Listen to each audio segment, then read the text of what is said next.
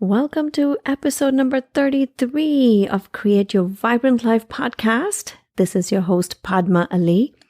So today's episode is a little radical.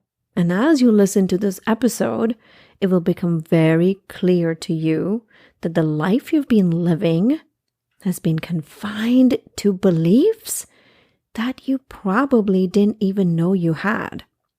And I invite you to really listen with an open mind.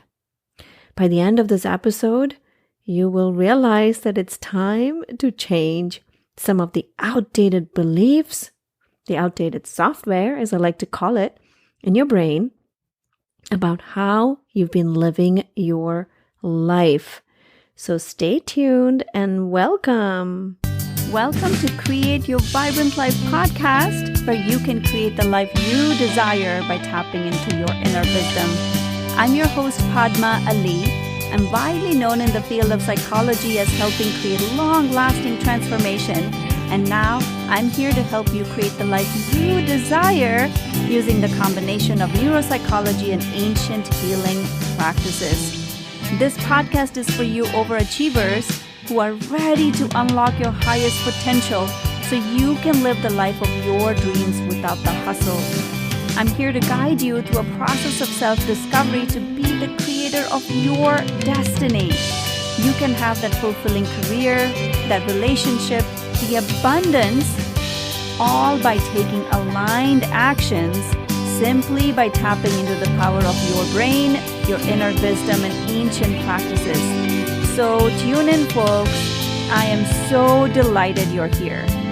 Hey, what's up, visionaries? Before we start this episode, I wanted to say a heartfelt thanks to so many of you who have left reviews recently. And I wanted to read a couple of them.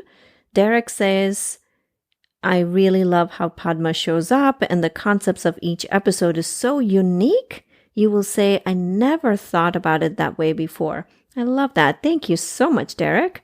And BTL506 says, as a trained mental health professional, Padma brings a powerful, informed perspective on topics of inspiration, wisdom, and alignment. Her podcast is so relatable, informative, and so helpful. Thank you, BTL506. I love these nicknames. And there are a lot more, but I just wanted to say thank you so much for leaving these reviews. They make a huge difference, not for me specifically, but for other listeners. You know, it's the same reason why we check out reviews on Amazon before buying something, right? You want to check out, like, is it worth my time? And time is one of the most valuable commodities ever, isn't it? So, all right. Let's go on to the episode. So what made me create this episode? I have seen this in my life over and over again. I've seen this with clients who come in. Most of the time they come in with this level of exhaustion. And that's because they've been working so hard in the hopes that it will give them the life that they've always desired. I mean, how many of you have been told over and over again to work hard? Haven't you been told work hard, the results of money and fame and whatever you're seeking will eventually come? And how many of you subscribe to working hard as a value?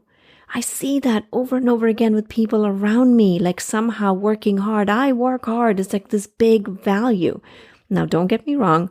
I'm not saying not to work hard. I'm going to cover that information as we go on in this episode, but I really want you to think about this from a different perspective. And like I said, right? Open your mind up. Open your mind up to a different perspective. And in this episode, what you'll be discovering is how this is an outdated model you're living in. And I am going to be sharing some things in the end of this episode about how to get the life you desire, minus the hustle and the hard work. Like, you don't have to hustle and give away your firstborn in order to have the life you want. And by the way, if you haven't listened to the last episode about why we make life so hard, please do. None of these episodes build up on each other, but as you listen to all of the episodes in the past, all the 30-some episodes, it will start to become clear about how and what I am inviting you to consider in your life, and also what's possible for you when you think outside the box. Every episode has something that's going to help you see outside the box. And why that's important, that's for another episode. But for now, let me continue on. So many of my clients come in exhausted. Not just my clients, I see this with people around me.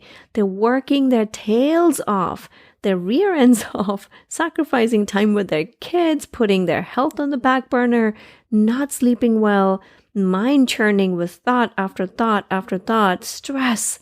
Oh my God, they are tired AF. And why are they pushing themselves? Why are you pushing yourself? If you can relate to this, why are you pushing yourself why are you driving yourself to the brink of oblivion? I'm going to talk more about that. But what is making people so stressed and overwhelmed, and they feel like a failure at work, they feel like a failure at home, and what I've heard people say is, I have to either focus on my career or take care of my family.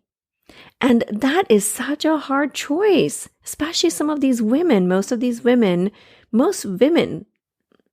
it's mostly a woman, what am I trying to say? It's mostly women who tend to feel that way versus men. And I tell you guys, some of these women are brilliant.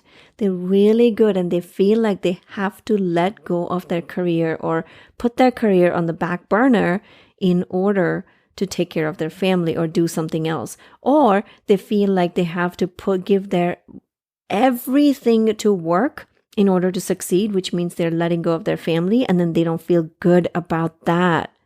They feel dissatisfied either ways. And if that's you, really, I'm inviting you to listen very, very closely. And I'm inviting you again to take out your notebook and write down some of these points or some of these questions I'm asking. Every episode I ask questions. You know why? Because you have the answer within you. You know the answer. You may not be willing to see it or face it, or maybe you need it's like clearing out cobwebs, right? With these questions, it's almost like shining a flashlight onto what you really want without all the cloudiness of the beliefs or other armors you've put on. And that's what these questions are meant to do. And by the way, real quick, if you are ready to create the life you want, I have just one spot available for one-on-one coaching for the rest of 2020. After that, you're going to have to get on a waiting list because I'm preparing for 2021. And I've already filled 2 out of the 3 spots, so just 1 spot left. All right, back to the episode. So I'm inviting you to sit in a quiet space and ask yourself some of these questions. And take notes as you listen to what I'm saying. So here's what I've seen over and over again. When someone tells me they're exhausted, they're tired, their health is not where they want it to be, they are working really hard, or they tell me like, I can't have what I want, you know what that tells me? That tells me that if that's you, that you're not setting boundaries. What are boundaries? Boundaries are either for yourself or with others. I set boundaries with myself sometimes, many times, not just sometimes. And boundaries, sometimes I have to set boundaries with my thoughts, saying I am not going down that path. Sometimes I have to set boundaries with myself around, no, I committed to exercising today, so I'm going to show up. Self-integrity, right? And so boundaries can be with you or with other people. You know, I once had a client tell me just recently, she said she hides her laptop. I found this so cute and so funny and so amazing at the same time. She said she hides her laptop over the weekend because she was so programmed to pick up her laptop and work throughout the weekend that she's like, nope, I'm hiding it from Friday night till Monday morning. I'm not touching work. That's an amazing boundary to set. That's amazing, right? And here's what I'm inviting you to consider. When you find yourself exhausted, overworking, and tired, what have you considered that you might be doing that? You may be overworking yourself because of fear. Fear of, I don't know what your specific fear is. That's something you have to ask yourself. Are you fearful that if you don't work as much, you won't succeed? Again, what is success? You can even go down that trail. What is success to you? Or are you concerned that if you don't work hard, you won't get that promotion, or you won't get that salary raise, you won't get that job? Like, what are you fearful of? And what do you fear will happen if you don't set those boundaries and don't work as hard? What's your fear? I take that back. What do you fear will happen if you set those boundaries and don't work as hard? You know, I used to do that. And when I had my thriving therapy practice, sometimes I would see as many as 35 clients a week, which is a lot. And you know what was driving that? I didn't want to disappoint my clients. I had a very thriving practice, and I felt like I had to take everybody on because I wanted to serve people, and it was not good for me. It also came from a place of lack. Oh, if I don't take this person on, what if my practice dwindles off? I mean, I had some weird beliefs back then. And ask yourself, where is this coming from? What is making me work hard? Is it coming from lack? What do you gain by working so hard? And these questions are really vital, guys. If you're not taking the time to really look at this, you're missing out. You're really missing out, because what is the price you will pay? What's the price you'll pay? 6 months from now, a year from now, 6 years from now? Would you have lost out on your children's growing up period? Or where will your health be? Are you going to be wheezing climbing up the stairs? Like, what is the price you will pay if you don't look at this right now? You know, you may or may not have realized that working hard is actually just the programming of the brain. The brain has been programmed to do that. I mean, seriously, people, think about it. A baby does not come out saying, hey, I'm going to work hard. I'm going to work hard. I'm going to work till my eyeballs bleed. Like, babies don't do that. We are taught that. We are taught to be busy all the time. We're taught that busyness is a good thing. Keep yourself busy. We're not taught to slow down. You know, I can't even speak. As I was researching this topic, I saw some famous quotes by some famous people about hard work. And this is how ingrained it is. And these are like really famous people. No matter how hard you work, someone else is working harder, said Elon Musk. I never took a day off in my 20s, not one, said Bill Gates. I work till my eyeballs bleed, said Gary Vee. Yep. And I'm saying it's not necessary to do that to have success. Because if it did, you would already be there, won't you? And let me clarify, okay? I'm a huge fan of Bill Gates. And I love what Elon Musk is doing in the world. It's amazing what these people are contributing to. I'm just inviting you to step back if this is not working for you. Maybe you love working hard. Maybe you love just devoting all your time and attention to work, and that's fine. I am inviting you to think outside the box. Is there balance in your life?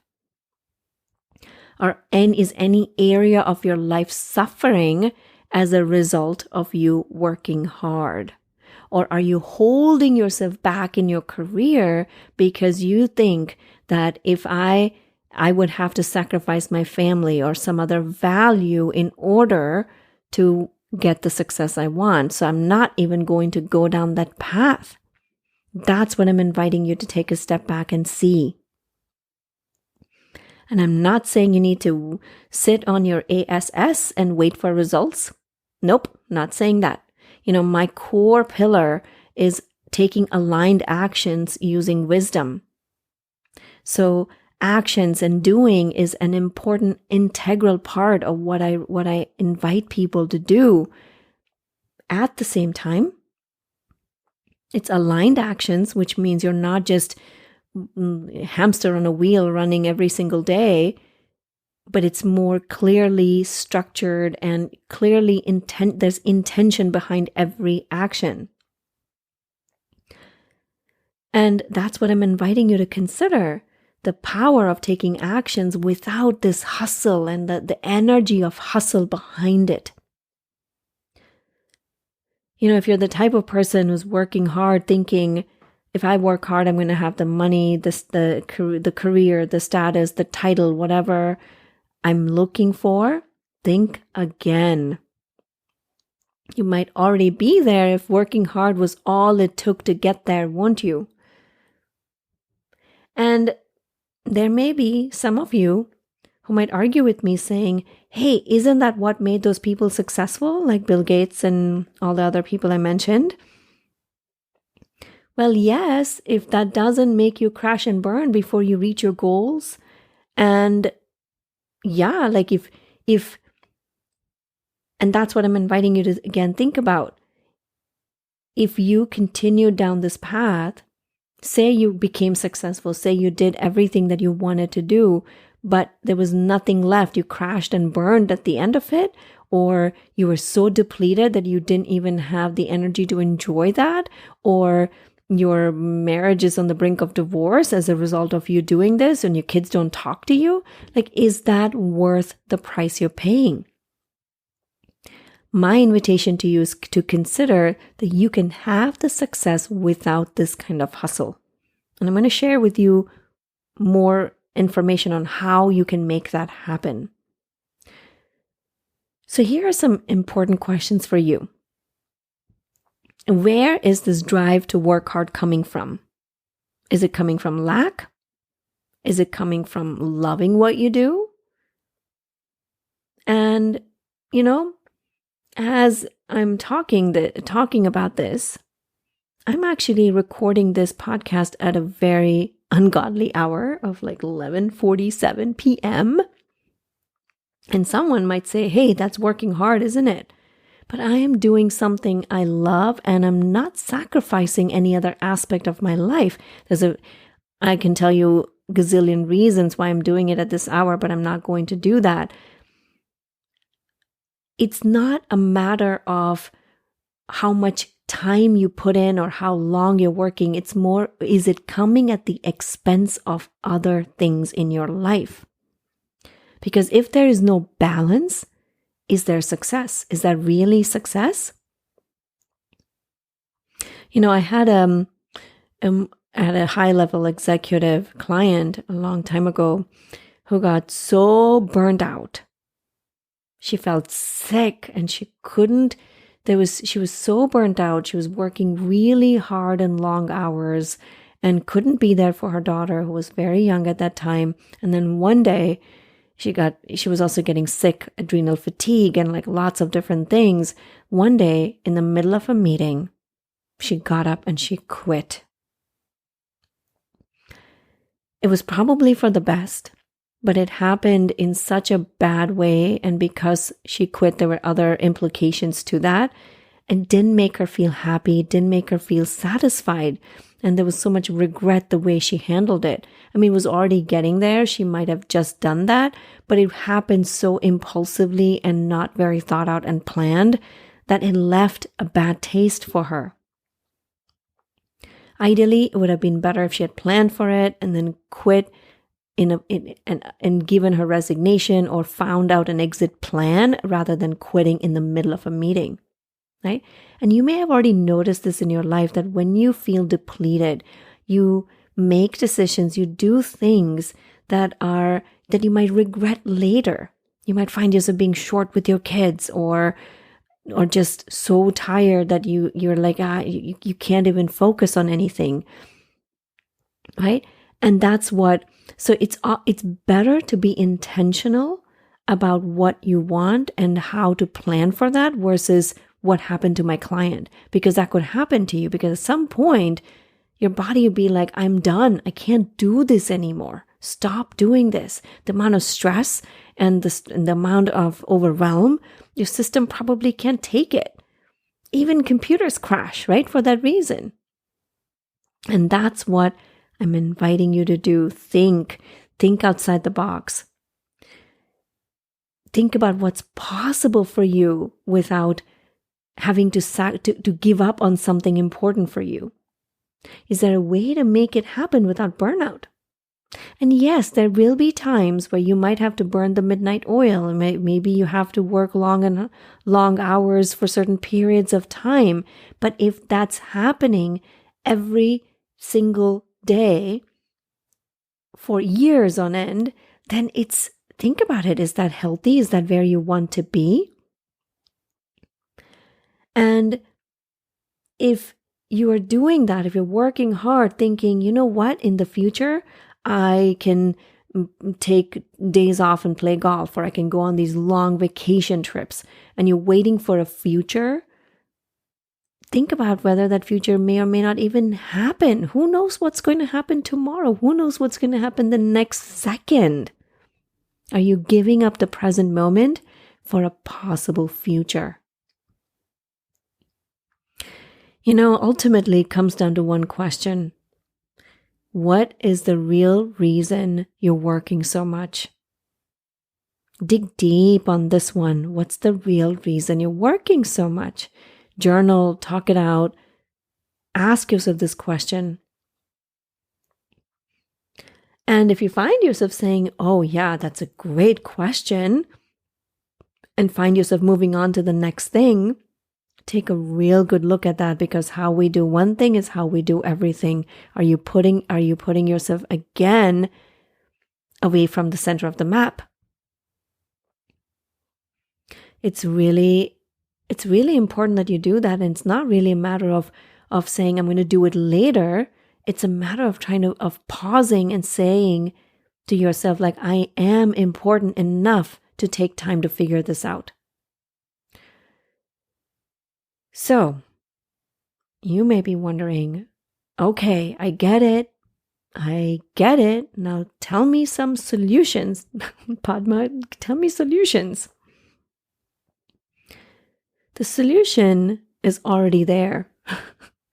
Now I probably sound like Yoda or something very wise. No, that's not where I'm going. What I meant to say is the solution, what I'm going to have you consider is something you already know. And when you can highlight that and sit with it, things can really start to shift for you. The solution is slow down. Slow down to speed up. And if you have heard any of my other episodes, you may have heard me making this analogy. It's like a catapult where you have to pull it way back. And when you let it go, it's going to spring forward so farther away from you, right? And that's what this will do when you slow down, when you quieten the mind, when you make time for you, when you really prioritize you, which is what slowing down is. When you set those boundaries, you can't even imagine what is possible for you, the things that will open up, because working hard comes from willpower.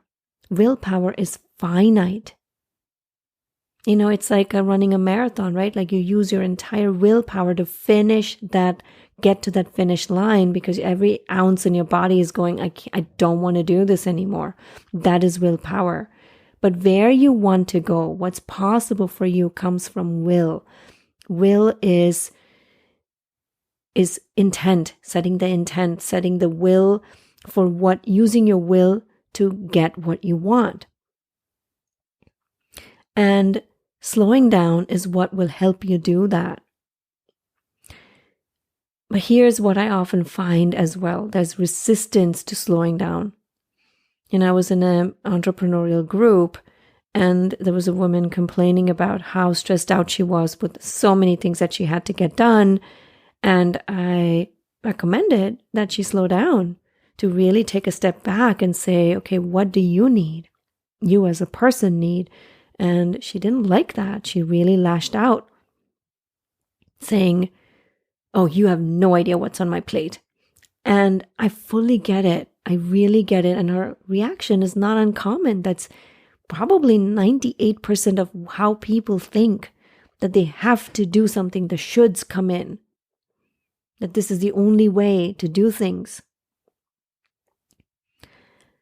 But here's what I've seen. Extraordinarily successful people think differently. I think about somebody like Richard Branson, right?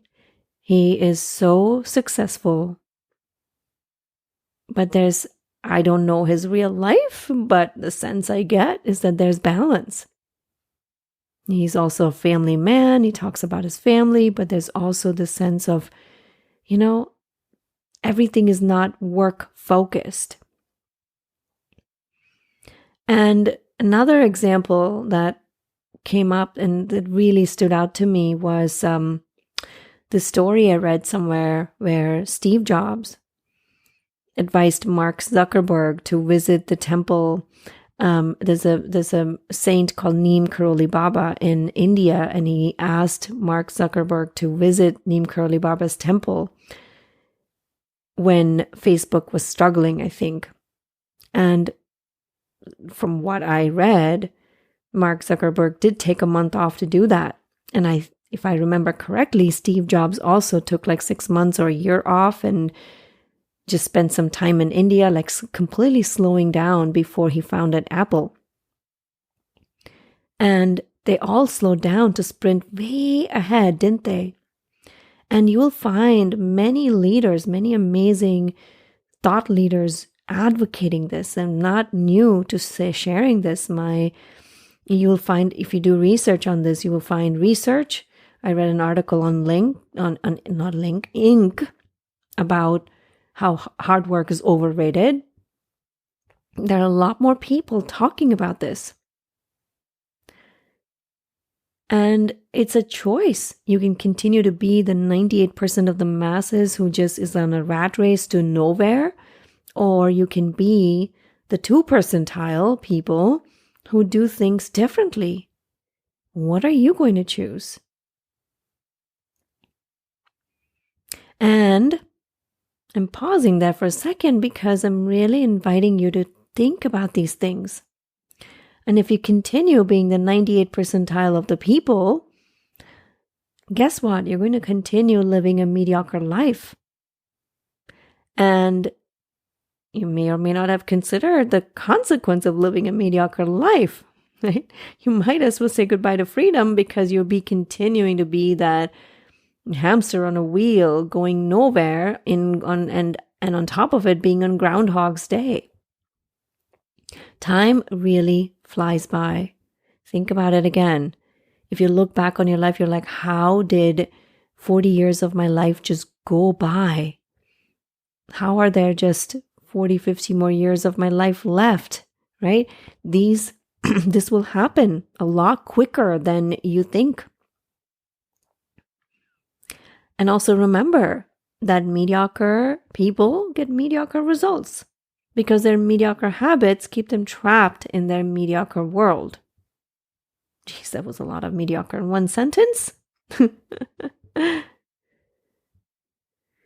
So, are you realizing by now that you have to think outside the box to get the results you want? The answers might lie in many different ways, like of how you can slow down and how you can stop working so many hours a week. I think there was a book, if I'm remembering correctly, the book is called 4 Hour Week or something like that. Read it. The 4-Hour Week talks about this and talks a lot about outsourcing and allowing yourself permission to really see what is it that you want. I don't know if that book talks about that. Book talks primarily about outsourcing. But I'm inviting you to ask yourself, what is it that you want? What if the answers were within you and you were looking outside for answers that you can't find on the outside? So again, what will you choose? It comes down to choice, doesn't it? Slowing down or continuing to be on that hamster wheel. And this is something you may not have considered already, that when you slow down, when you quieten the brain and have access to the larger mind, to the consciousness, to higher consciousness, so many answers will come to you. The solutions will appear. Suddenly you're like, you know what? I need to talk to this person. I need to do this. I need to take this action. And before you know, your career will be way ahead than you even thought possible. But that won't come if you continue being on that hamster wheel, because you're leaving no space at all. You know, you might have done this experiment as a child, you know, where they have these little glass jars and you put stones and rocks and sand, and then you fill it up with water or something like that. And then you see like there's no space for the water to go, or you have to fill in certain amount of water. You have to fill in certain amount of sand, or to get that in that jar. And the experiment is like, how do you get as much sand into that jar? It's about creating space. I'm totally butchering that experiment. But you know what I'm trying to say. You need to make space. You don't need to do anything, but I'm inviting you to make space. Make space for you first. Put yourself back in the center of the map. Because if you don't, guess what? Nobody else will. And you will just be burnt out at the end of it. When you wake up in your deathbed, is that what you, not wake up, when you lie in your deathbed, are you going to look back on your life and go, oh geez, I just worked the entire time? Or are you going to be like, you know what? I had the best experience ever. And none of us can evade death. It's going to happen at some point or the other, you know? And how do you want to feel at the end of your life?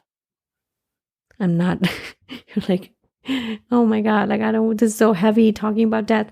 But I know it sounds morbid, but it's the truth, isn't it? And sometimes we don't like hearing the truth. And guess what, guys? This is how I used to live, and none of us are can escape it, because this is how the whole society has been programmed. We're like robots doing the thing that we are expected to do. And all based on beliefs and experiences in the past that they make us think that this is the only way. And there are so many ways, so many different ways. All right, my friends, share your thoughts. I would love to hear your breakthroughs or even your aha moments. Please tag me on Instagram. That's where you'll find me, either on Instagram or on LinkedIn. These are the two main places you'll find me hanging out.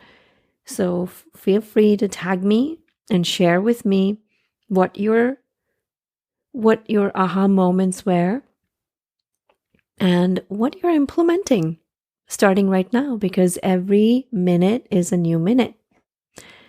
And we can make different choices every minute. Okay, I am going to end this podcast right now, because I need to go to bed.